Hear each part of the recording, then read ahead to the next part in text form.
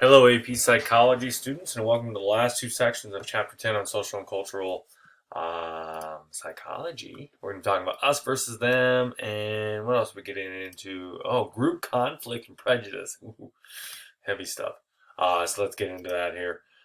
So when you're in the group, it's fun to be a part of the group. It's fun to be about the in crowd, but then there's the other people that aren't a part of your group, and they're not us, they're them. Social identities. So the groups we belong to, the people you hang out with, become your social identity. They can be your national heritage. You're an American. You're religious. You're Christian. You're Muslim. You're Jewish. You're political. I'm a Republican. I'm a Democrat. Your occupational groups, teachers and mechanics, and I don't know, chefs and maids and accountants. It gives you a sense of place, a sense of position in the world. This is who I am. It feels good to be a part of us. That's why we like sports so much. We like to wear our jerseys. We see other people with the jersey. We're like, yeah, hey, it's us. Yeah, go us, boo them. We don't like them. So, teachers, we get together and we schedule all your due dates and all your tests for the same day. And you complain about teachers being mean, but your teacher took your phone, mine took my legs. So ethnic identity is different than social identities because sometimes they clash. Who you are in terms of your occupation sometimes clashes with what you do outside of school. Your ethnic identity is an identification with a religious or an ethnic group. This, by the way, is from the movie Born in East LA, where Cheech Marin has to teach a group of, I believe, Chinese people how to pretend to be Mexican so they can sneak into the United States. It's very, very funny and humorous, and so it kind of plays on some racial stereotypes. And then we have, all the wonderful thug life videos of white kids trying to be, very cool African Americans. Acculturation is identify with a dominant group, where you identify with a dominant group, and there's ways to basically balance the two. So if you live in America, your ethnic identity might be Italian or German or Latino or African American or Asian, but the acculturation is the overall big American culture. And so it's hard to balance both. You can alternate between cultures. When you're at home, you speak your native tongue, and when you go out in public or to school, you speak the English or the American dialect that we speak. Assimilation is where you choose acculturation over ethnic identity. You become the big group. Instead of being Italian, you become American. And so all these hyphenated things have kind of gone away in our countries, especially among the European nations. You don't see as many elements of being German or Irish or Italian or Czechoslovakian or Russian and things like that. There's ethnic separatists who have a strong sense of ethnic identity. I'm going to stay who I am. I'm going to stay true to myself. I don't care what the country says or what the bigger population says. And then there's marginal people who just like whatever. They're just not connected with either. And they wear black and ride in the back of minivans and things like that. And you can change throughout your lifetime.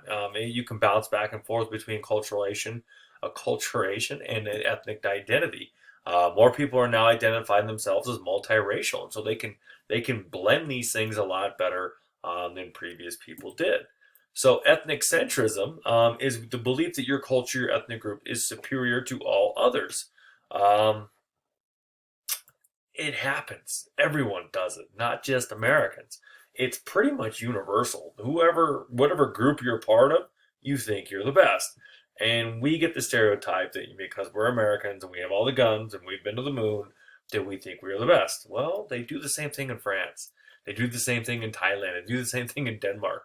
Probably in Papua New Guinea, they're like, yeah, Papua New Guinea, let's go. So China, it actually means in their language the center of the world. The Navajo and the Inuit, they call themselves the people, kind of like the Ohio State University. And so this creates this strong us versus them feeling that against those who aren't a part of your group. And so if you're not a part of I was all like, pew, pew, pew, pew, pew, pew, America, or metric system whose flag is on the moon, you're not a part of us. These colors don't run. Well, then you ain't with us. And so it's kind of an interesting thing. If you do high school sports, you kind of learn to dislike the people you play. Like, oh, they're from Grand Valley. Oh, oof, you're from Rifle. You're from Glenwood. And then you find out after high school, like, oh, wait, you're just pretty much normal and you went through pretty much the same things I did. You just wore different colors. It's kind of a weird thing. You go to college, you start meeting up with your former adversaries and become friends. It's strange. change. Stereotypes. Oh boy, stereotypes are fun. They're also hurtful and dangerous. It's a summary or an impression of a whole group of people based on a little sample size, in which all the people, the group of the people, have these common traits. Here's a good example. Guess who became the pro? You guys think it's the tall one. No. Come on, number 25. Duh. They can be negative, they can be positive, they can be neutral. They are energy-saving devices. You can lump people together, and it kind of helps you learn more about people quicker. The brain automatically registers and encodes basic human categories of gender, race, and age. We'd love to have a raceless society, but our brain likes to categorize things. Our brain likes to go, you're this color, you're that color, you're this gender, you're that gender, you're young, you're old, you're middle-aged. Our brain does it automatically, so it's very hard to overcome. You have to change your cognitive perspective. You have to change your mental sets.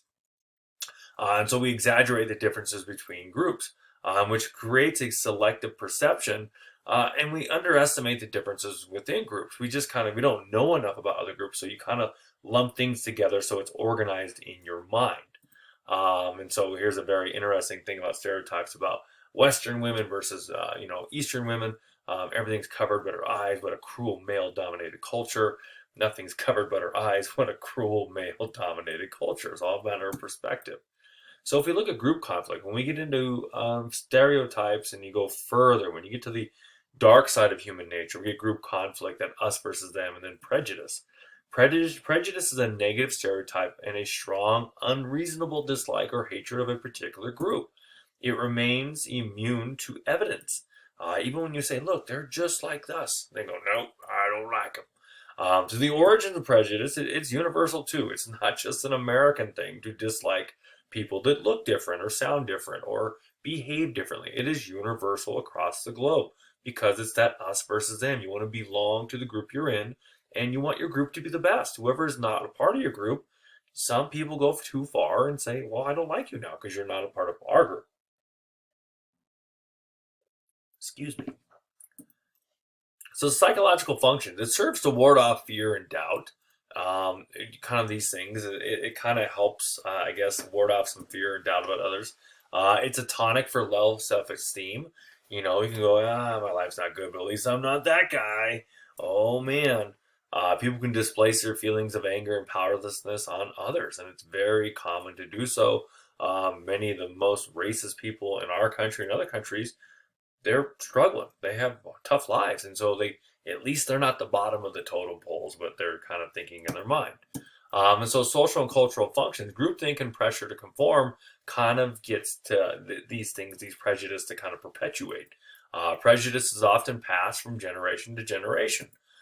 Some are unconscious, they're implicit prejudices. This is a picture from the movie The Da Vinci Code in which the villain was an albino. In fact, there's an association of albino people that wrote and said, can you stop making us villains? We're just lacking pigment in our skin and our hair, but you always make us bad guys. They're negatively portrayed. And it kind of raised some awareness of like, hey, yeah, I guess that is a common thing in Hollywood. So TV, media, advertising, movies, news reports, things like that. How they report on terrorist attacks. I use the example of albinos, sitcoms, things like that. They're trying to represent more, and that's controversial. I know that Star Wars and Marvel, because they have, different colored superheroes or people characters, and they're all genders and all that. Now it's becoming controversial. It's not like it was when people were younger and things like that. So this is the opposite of ethnocentrism. Is the kind of we're the best and they're not. I wouldn't say I'd say it's the other side of the coin. You do want to have pride in your own heritage, and you want to you want to feel part of your crowd, and your crowd is good. It's normal to think your group is the best, but then when you put down the others, that negative, that insane dislike for others is what's going on. Economically, people try to justify the majority group's dominant status and greater wealth. We have a long, long history of prejudice and racism in the United States. You don't need to be told that. But this is a Texaco sign from World War II. It was a propaganda poster that was very racist in nature towards the Japanese. Over the course of our history of the exclusion of women, of blacks, of other minorities, in history from workplaces, from political offices. Prejudice may also be the result of conflict. The hatred of the Japanese after World War II was largely due to Pearl Harbor. There are people that survived it who the rest of their lives refused to buy any Japanese products, cars or televisions, things like that. And so that kind of stemmed from that. Chinese people were our ally during the war. They didn't face the same prejudice as those that were Japanese. So war and propaganda that comes with it can foster these feelings. So this is kind of a definition there of the us versus them, the essence of propaganda. Basically, if you're with us, you're saintly, you're awesome, you're godly. If you're them, you're the devil, you're evil. So it's hard to grasp and hold on to the how to measure prejudice. Not all prejudiced people are prejudiced in the same way or to the same extent. There's varying degrees of prejudice and discrimination. Like defining sexism is very difficult to do because there are roles in society and there's traditional things that society says men and women should do. There's hostile versus benevolent sexism. There's a lot of kind of different things going on in terms of that. There's wholesale like, oh, men or women shouldn't be able to do X, Y, and Z. And then there's other very subtle things that go on in the workplace. In 19 countries studied, men had higher hostile sexism scores, but women endorsed benevolent sexism as much as the men. We're talking about little things like who takes out the garbage, not who should be running the country. 16 country study found that people view men as aggressive and predatory, and while not as warm and wonderful as women. Sometimes, correlation's not always causation. Maybe it does cause things. We don't know. Prejudice has gone underground today as people are more conscious of it. Maybe not. I think it's been brought back. I think it's empowered now in 2020, 2021. So Gordon Allport found that people lost their explicit prejudice, but implicit or unconscious prejudice remained. You can train your mind to think, but there's still things going on in the subconscious. Biofeedback showed elevated activity in the amygdala when whites and blacks saw pictures of each other. So they had African Americans looking at whites, and they had whites looking at African Americans, and it activated the amygdala, which is fear and anger. Amygdala, fear and anger. And so it's just kind of an interesting thing.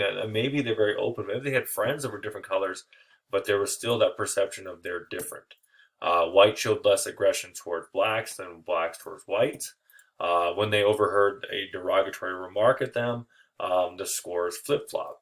And so they've done studies where they've had, set up where they get angry and then they kind of measure that. But then if there's a derogatory remark, whites are much easier going with that because there's not that history of power and hate and slavery and all that awful stuff that happened in the United States like it does for African Americans.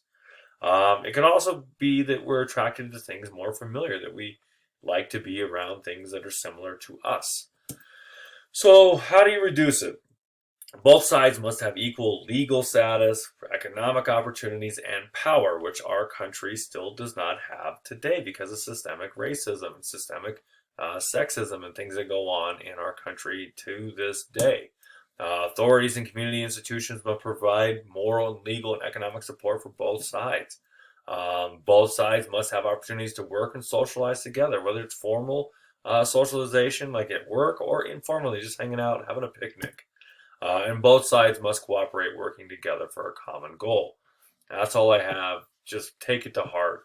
Love everyone. That's all you got to do. Just love everyone, and we'll fix all this stuff. Thank you.